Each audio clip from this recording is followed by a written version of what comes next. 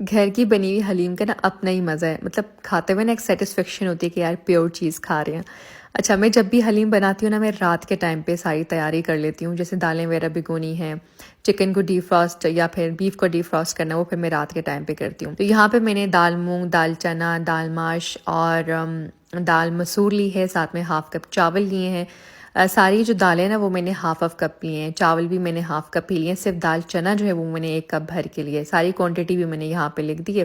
پہلے میں نے دالوں کو اچھے سے دھو لیا، اس کے بعد میں نے ان کو سوک ہونے کے لیے رکھ دیا پوری رات کے لیے، اور ساتھ میں نے بیف بھی نکال دیا ہے۔ یہ فریز ہوا تھا، میں نے سوچا اس کو بھی ہم نکال کے رکھتے ہیں تاکہ صبح ہمیں مسئلہ نہ ہو، اور جو بیف ہے نا وہ ہمیں ڈیپ فراسٹ ہوا مل جائے۔ اور یہ ہے نیکسٹ ڈے، اتنے مزے کی بارش ہو گئی، اور بارش کو دیکھتے میں سوچ رہی تھی یار یہ میرا اچھا ڈیسیژن تھا کہ میں نے آج حلیم بنائی ہے، کیونکہ بارش میں نا حلیم کھانے میں بہت مزہ آتا ہے۔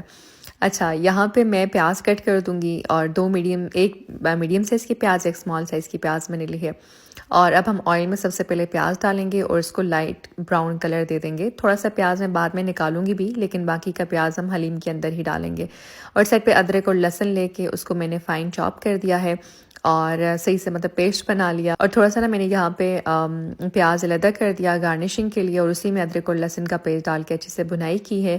اور جو بیف میں نے ڈیپ فراسٹ ہونے کے لیے رکھا تھا وہ بھی اچھے سے ڈیپ فراسٹ ہو گیا تھا مارننگ میں، تو وہ میں نے ڈال کے اچھے سے بھنائی کر دی۔ نمک، سرخ مرچ کا پاؤڈر، دھنیا پاؤڈر، ہلدی پاؤڈر اور کشمیری لال مرچ، اور تھوڑا سا میں نے اس میں گرم مسالہ ڈالا ہے، اور یہ ڈال کے میں نے اچھے سے پہلے بیف کی بھنائی کی۔ اور آئل ہم علیحدہ کر دیں گے، یہ ہم بعد میں اینڈ میں ڈالیں گے۔ اور اس کے بعد میں نے اس میں گرم پانی ڈال دیا، اور گرم پانی ہی ڈالیں گے کیونکہ بیف کی ہم بھنائی کر رہے ہیں، وہ کافی بھوننے ہو چکا ہے، فوراً سے ٹھنڈا پانی ڈالیں گے نا تو وہ مزید سخت ہو جائے گا۔ ایک چکن کیوب ڈال دیا، اور گوشت کو میں نے 40 منٹس کے لیے رکھا ہے۔ گوشت آج کل بہت عجیب سا آیا ہوا ہے، گلتا نہیں ہے، تو اس لیے میرا کافی اس پہ ٹائم لگا۔ اچھا، اس میں سے گوشت کو میں نے نکالا نہیں ہے، اسی میں دالیں ڈال دیں اور دوبارہ میں نے پکنے کے لیے چھوڑ دیا تقریباً 20 منٹ کے لیے مزید، تاکہ اس میں میرے پاس دالیں بھی گل جائیں اور جو گوشت وغیرہ کی کسر رہ گی ہے وہ بھی اچھے سے گل جائے۔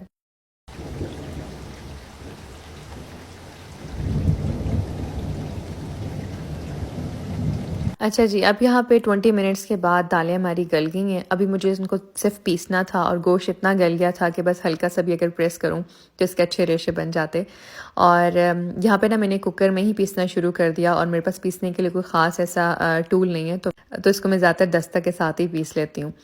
اچھا جی، اب آپ کی مرضی، آپ نے اس کو کتنا رکھنا ہے۔ میں نے اس کو بالکل تھک کر دیا تھا، اتنی دیر کے لیے اس کو میں نے پیسا تھا، اور اس طرح کی اس کی کنسسٹنسی ہو گئی ہے۔ اچھا، گرم مسالہ میں نے اس لیے نہیں ڈالا تاکہ اس کا بہت تیز سا کلر نہ آ جائے، مجھے اس طرح کا کلر چاہیے تھا۔ آپ چاہیں تو گرم مسالہ پھر زیادہ بھی ڈال سکتے۔ لاسٹ میں جو ہم نے تری نکالی تھی نا وہ ڈال دیں گے، اور بس ہرا دھنیا اور ادرک وغیرہ ڈالیں گے، لیمن سکویز کر دیں گے، اور زبردست سی ہماری حلیم تیار ہوگی۔ بہت بہت مزے کی بنی تھی، ضرور آپ لوگوں نے بھی ٹرائی کرنی ہے۔